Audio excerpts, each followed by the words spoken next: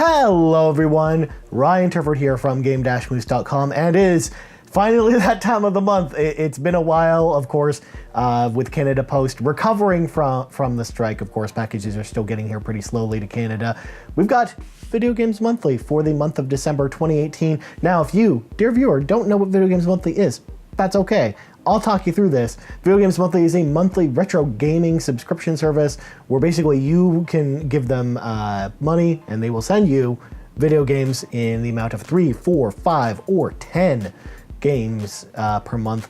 You can tell them what systems you want games for. You can tell them the games you already have for those systems so they don't send you duplicates. You can even email them a wish list with all of the games you're looking for.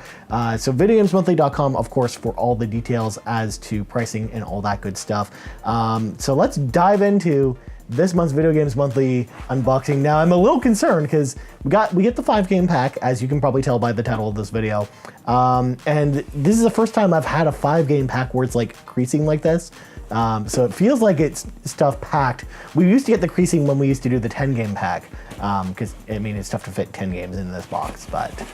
So let's feel around. So let's get the cards out of the way. So first of all, we got the normal card saying, please remember to update your library every month so they don't send you duplicates. Again, it's been tougher for me to do because again, I update my library as soon as I get this, but again, with Canada Post running as slow as it is, it's been harder to do that. We got a 1-up, so what that means basically is even though we pay for 5 games, we actually got 6 this month, which is pretty cool.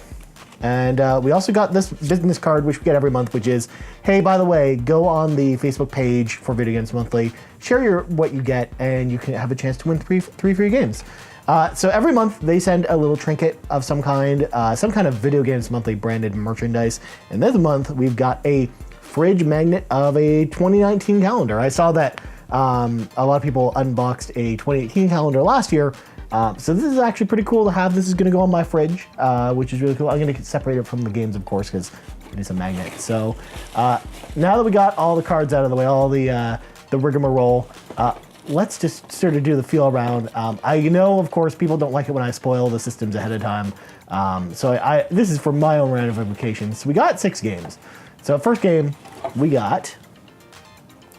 Oh, yes! Oh my God, I'm so happy right now. So we got Super Mario World for the Super Nintendo. One of my all-time favorite Super Nintendo games. I mean, I know it is for a lot of people. It was a pack-in for the system, and this was the very first Super Nintendo game that we had growing up. But it's one of those games where we just moved around so much that I don't actually have my copy of Super Mario World anymore. So for those, of course, who are living under a rock and have never played Super Mario World, of course, it is just the evolution of the 2D Mario formula after Super Mario Bros. 3. It's the game that really, I don't think it was, maybe it was the introduction of Yoshi. I'm pretty sure that Yoshi was introduced in this game or around this time, but this was like the first like popular mainstay of Yoshi.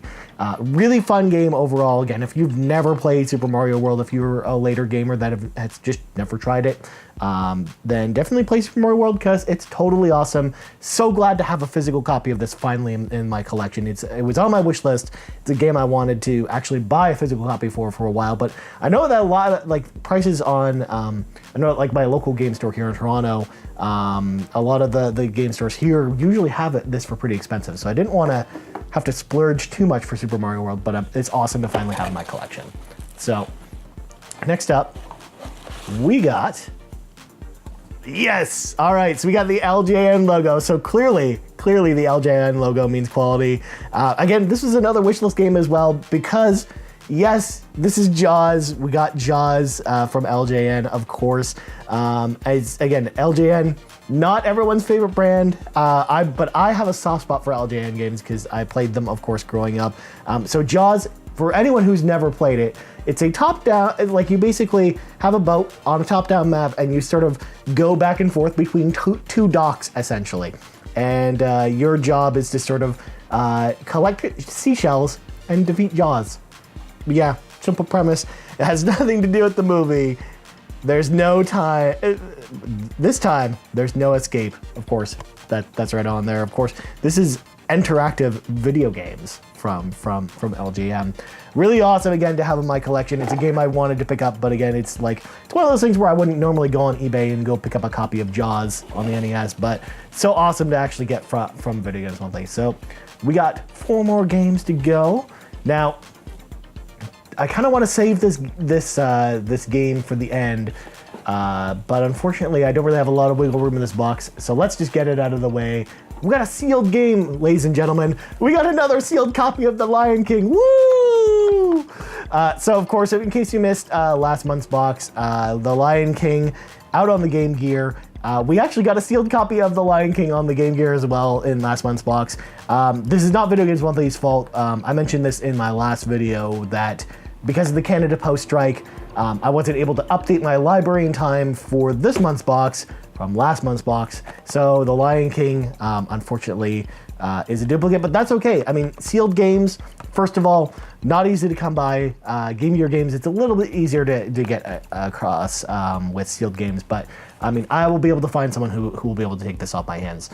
So The Lion King, for those who haven't played it, it's a 2D platforming game where you play as Simba, you collect bugs, you basically go through the events of The Lion King. It's a lot of fun, especially if you've never played The Lion King before. Especially the Game Gear version actually is pretty much just the Genesis version, but like retooled a little bit to actually work on the Game Gear. And it's a lot of fun. I actually really like playing it after, because I actually opened my sealed copy. Kind of like last time, this knocked over famously in my last video, so I'm going to put this on the ground because I don't want to knock over the games.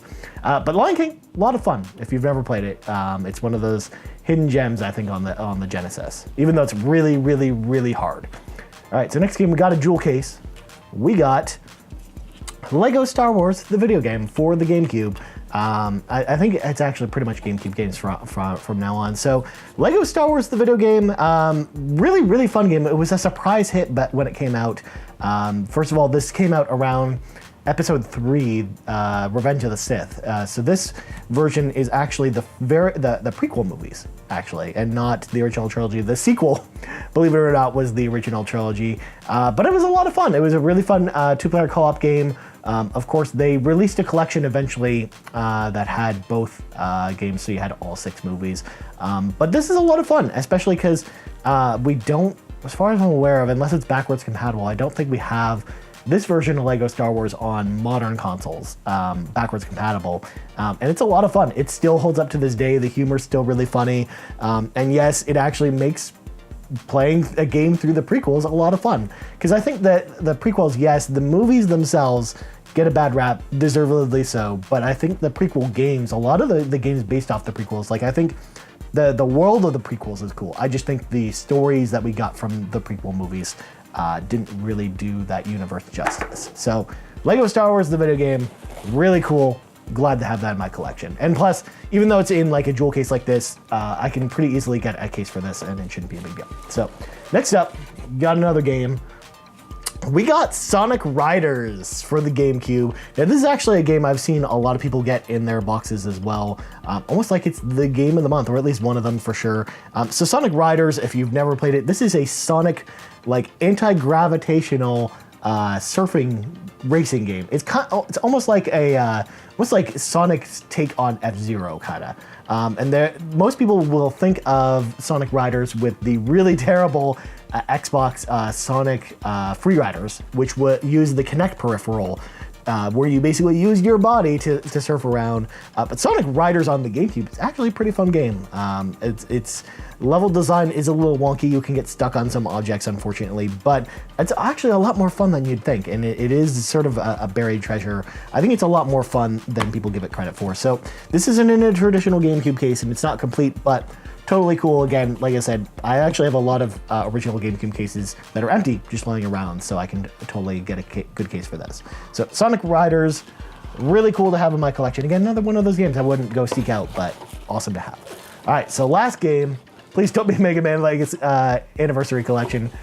We got Resident Evil 0. All right, so this is actually a game that I owned back in the day on the GameCube. It was a GameCube exclusive when it first came out, which was pretty cool. I mean, they basically took the RE remake engine and then creating a new game from it that was sort of a prequel to the original Resident Evil, which was pretty cool, of course. Most people know it from the train scene at the very beginning. Resident Evil Zero, underrated game, really fun. If for whatever reason you don't have a GameCube lying around, of course, they did re-release this along with the Resident Evil remake on modern consoles on PS4 and Xbox, so you can go check that out there. It's also on Steam as well. Of course, we got both discs in an original GameCube case, which is awesome. No manual, but totally cool. Again, I'm not someone who really collects completed box things with manuals. I mean, it's awesome to have them, but if we don't have them, it's not a problem. So there we go. So we got Resident Evil 0. And now the box is empty, of course. So pretty overall, other than, again, the duplicate of The Lion King, which, again, not Video Games Monthly's fault. It's just, I blame Canada Post for this, because it's 100% Canada Post. We talked about that before in our previous video as well. So this is an awesome overall. I'm really impressed. I mean, for God's sakes, we have a physical copy of Super Mario World now. I'm really happy about it. And then Jaws, of course. It's going to be really fun to go back to that game. So what do you think about my haul this month? Let me know in the comments below. If you like what we do here at Game Moose, of course, go to game-moose.com, our website, where we have reviews, previews, the Game Moose podcast, which goes live every single Monday at noon Eastern Standard Time. All our awesome content's over there. You can find me on Twitter, of course, at Ryan Turford. That's TURFORD. You can find us on Twitter at game_moose_cast and on facebook.com/GameMoosePodcast. Anyways, that's going to do it for this month's Video Games Monthly unboxing, although there might be one coming soon, another one of these, but you know, that's on the down low. Anyways, thank you very much for watching this video. I hope you have an awesome day, and yeah, we'll see you later this month.